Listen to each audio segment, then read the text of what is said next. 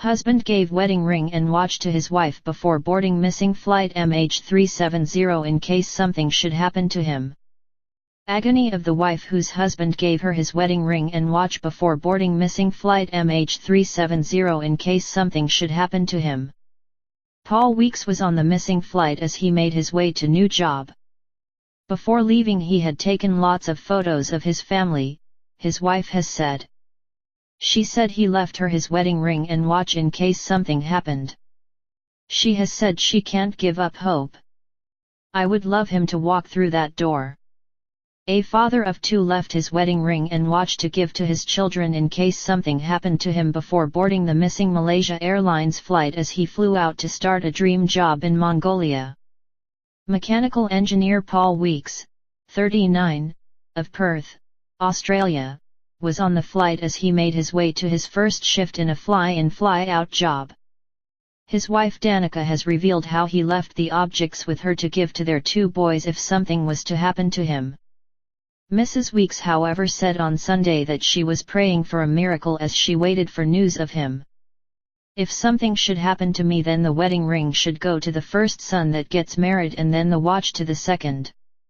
The former soldier, who was born in New Zealand, moved his young family to Perth after their home in Christchurch was devastated by earthquakes. The couple have a 3-year-old son called Lincoln and an 11-month-old called Jack. Mr. Weeks was believed to have got a new job with Transwest Mongolia. Mrs. Weeks said before he left he took lots of photos of his family. She told WA Today, "I can't give up hope. I would love him to walk through that door, hold him one more time. I see him everywhere in the house." Mr. Weeks was one of 227 passengers and 12 crew members on board the Malaysia Airlines flight which went missing early Saturday morning as it made its way from Kuala Lumpur to Beijing. The manifest included 152 passengers from China, 30 from Malaysia, 7 from Indonesia, 6 from Australia, 5 from India, 3 from the US and others from Indonesia, France, New Zealand, Canada, Ukraine, Russia, Taiwan and the Netherlands. Among those traveling on the flight was a group of 8 Chinese and 12 Malaysian employees of Austin, Texas, semiconductor company Freescale, which said it was assembling around-the-clock support for their families. 4 seasoned Australian travellers Robert Lawton, 58, and his wife, Catherine, 54, the seemingly routine takeoff of flight MH370 was the beginning of another adventure. Sharing their adventure was another 50-something Australian couple, Rodney and Mary Burrows. Neighbour Don Stokes said the trip was intended as the beginning of the next step in their life. Among the family groups on board were teenage sweethearts Hadreen Waterlos, 17, and Zhao Yan, 18, students at a French school in Beijing who were returning from the Malaysian leg of a 2-week holiday along with Hadreen's mother and younger sister. In December, Zhao changed her Facebook profile photo to one of her and Hadreen.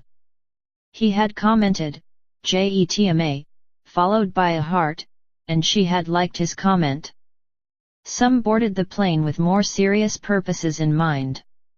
Colleagues of Chandrika Sharma said the 50-year-old director of the China chapter of an organization that works with fishermen was on her way from the southern Indian city to Mongolia for a food and agriculture organization conference. More than 3 days after the Boeing 777 disappeared, no trace of the plane has been found in waters between Malaysia and Vietnam that have been scoured by more than 40 planes and ships from at least 10 nations. The plane dropped off radar less than an hour into the flight without sending out a distress signal. Authorities have said it may have attempted to turn back to Kuala Lumpur, but they expressed surprise that it would do so without informing ground control.